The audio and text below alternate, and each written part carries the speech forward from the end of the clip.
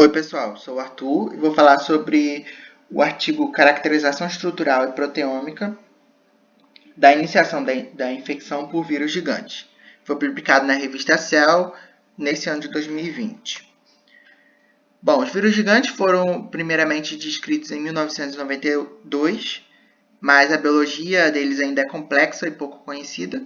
São caracterizados pela presença de capsídeos gigantes, muitos deles maiores do que 300 nanômetros, e grandes genomas, que podem exceder até 1 milhão de bases. Os vírus gigantes foram associados a uma ampla variedade de hospedeiros, incluindo amebas, animais e células humanas. E apesar de poucos indícios na literatura, nenhuma ligação direta e concreta foi feita entre eles e a ocorrência de doenças humanas. São encontrados em diversos ambientes e até mesmo em ambientes hostis, como lagos alcalinos, permafrost congelado e oceano profundo, e são resistentes a uma vasta variedade de produtos químicos, pH alto e baixo, salinidade e temperaturas extremas, isso para algumas espécies. Aqui tem um exemplo do mimivírus, uma das espécies, a primeira espécie descrita, e o sambavírus, a espécie descrita aqui na floresta amazônica. O processo de infecção dos vírus gigantes é semelhante a de qualquer outro vírus, Infecta a célula, coloca o material genético e utiliza o maquinário da célula para poder replicar, mas eles possuem um capsídeo muito resistente e é observado em algumas espécies, como o mimivírus, o sambavírus e o tupãvírus, uma estrutura chamada Stargate, que funciona como um portão que controla essa passagem do material genético durante a infecção.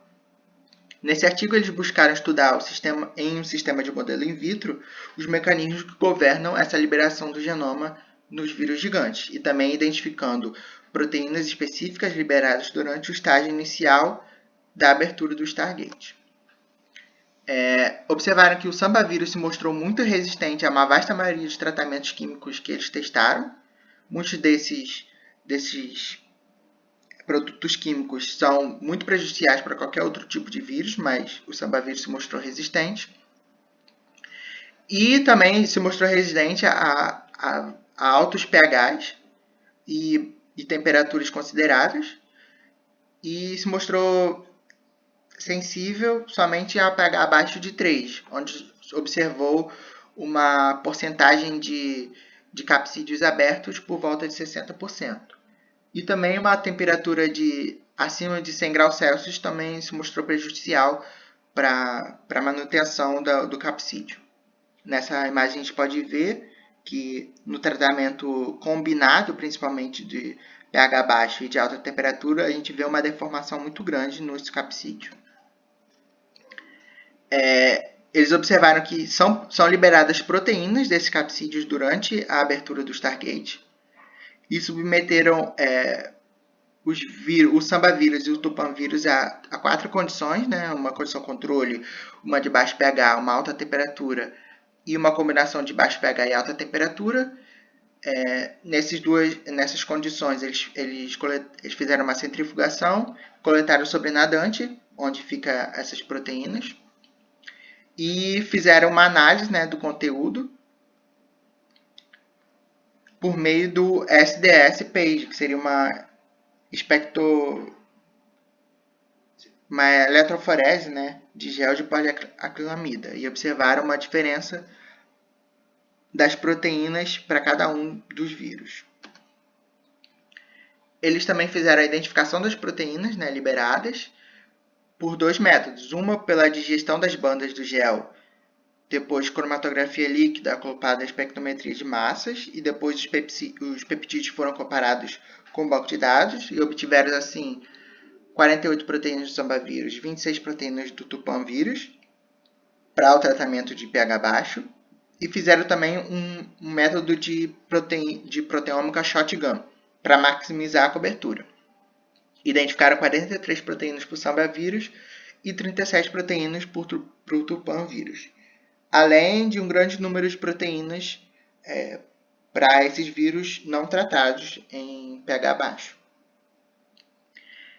As proteínas liberadas foram separadas em 10 categorias, né? Hipotética, estrutural, transcrição, tradução, homeostase, enzimáticas, relacionadas à infecção, metabolismo e replicação, e também à regulação. Muitas dessas proteínas liberadas foram caracterizadas como hipotética, né? Mais de 50% no caso do Samba vírus, e também de função desconhecida. 19 das proteínas hipotéticas liberadas pelos dois vírus exibiram homologia, né, entre as duas espécies.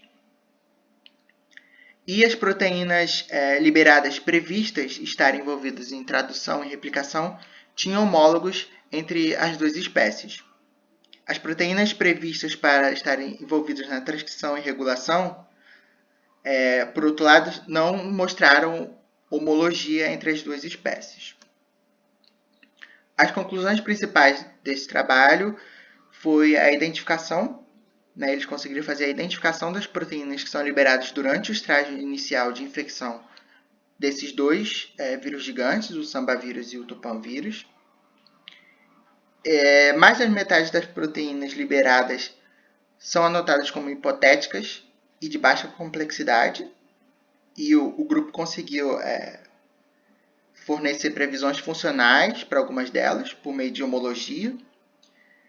E a liberação dessas proteínas no início da abertura do Stargate sugere que essas proteínas desempenham um papel importante nesses estágios iniciais da infecção dos vírus gigantes, sendo relacionados à sobrevivência do fagossoma, translocação do genoma, transcrição precoce e supressão de defesa do hospedeiro. As funções exatas dessas proteínas hipotéticas e sem função ainda são projetadas para novos estudos, né? E entender melhor esse mecanismo de infecção dos vírus gigantes e também relacionar eles a outras espécies de vírus gigantes. Essas são as referências do trabalho. Muito obrigado pela atenção.